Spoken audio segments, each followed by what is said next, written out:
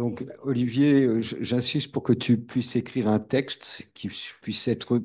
Tu l'as envoyé, donc nous allons le mettre sur le site et il pourra tout à fait servir de mémoire. On va donner la parole à notre secrétaire général, Arlette, qui va nous faire le compte-rendu de la dernière session.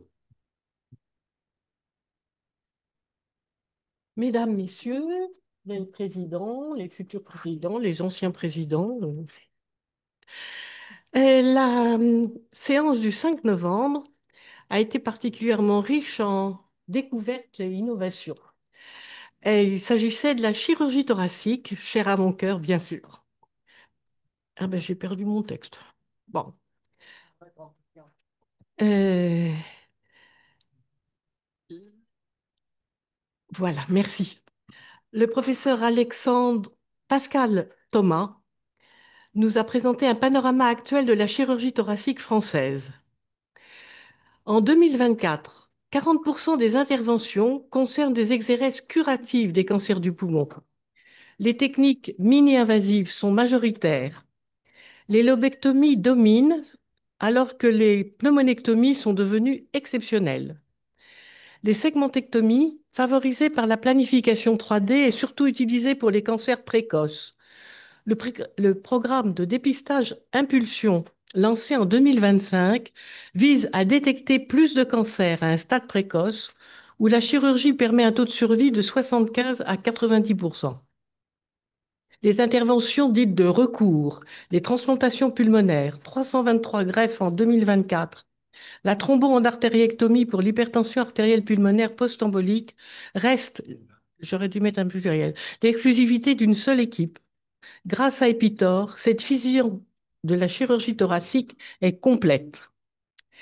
Le professeur Elie Fadel nous a parlé de l'impact du traitement multinodal dans l'hypertension artérielle pulmonaire post-embolique sur les résultats de l'endartériectomie pulmonaire. L'hypertension pulmonaire thromboembolique chronique peut être traitée par endartériectomie pulmonaire, angioplastie par ballonnet ou pharmacothérapie spécifique de l'hypertension pulmonaire.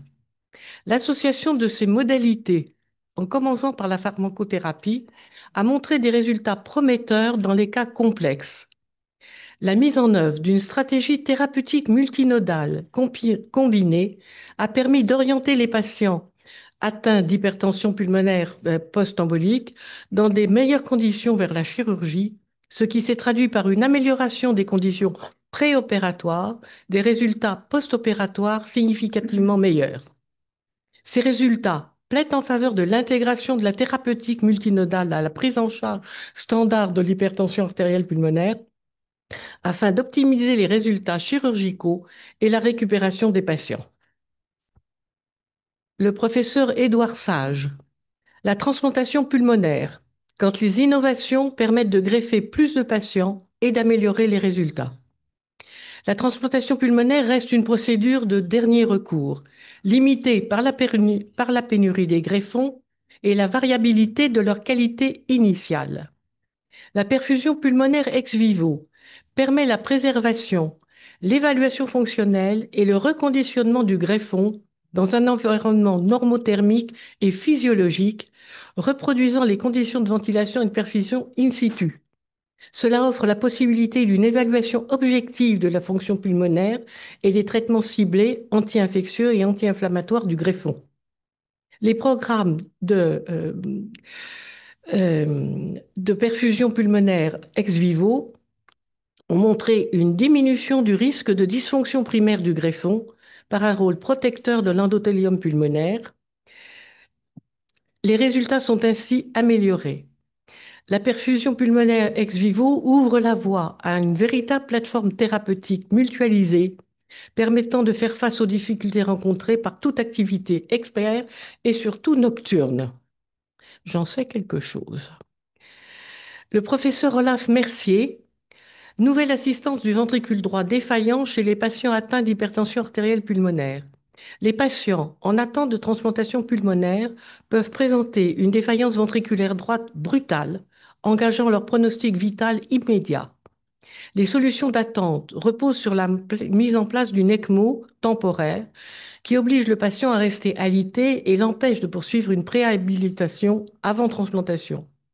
L'objectif de l'équipe de Maryland Long est de fournir une assistance du ventricule droit chez un patient éveillé et pouvant se mouvoir sans contrainte.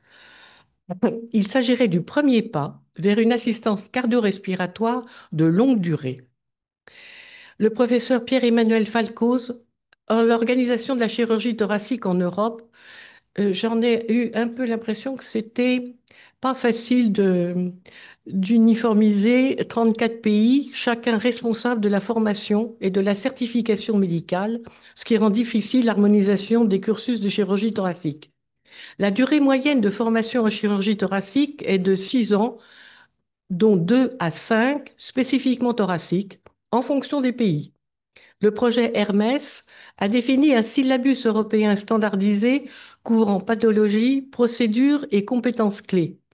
La France gagnerait sans doute à renforcer son intégration au standard européen de l'European Board of Thoracic Surgery, mais pour le moment, ça n'est pas encore fait. Je vous remercie de votre attention.